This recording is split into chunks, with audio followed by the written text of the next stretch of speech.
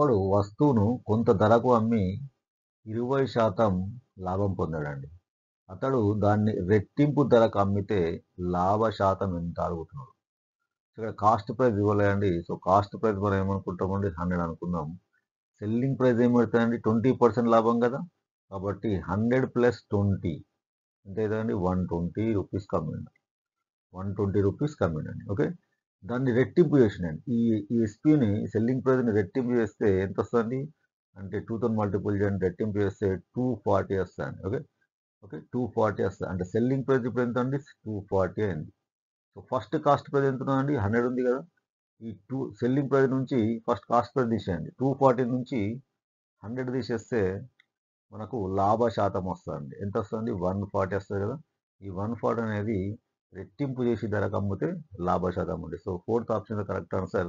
నచ్చితే లైక్ చేయండి, సబ్స్క్రైబ్ చేయండి, షేర్ చేయండి. Thank you.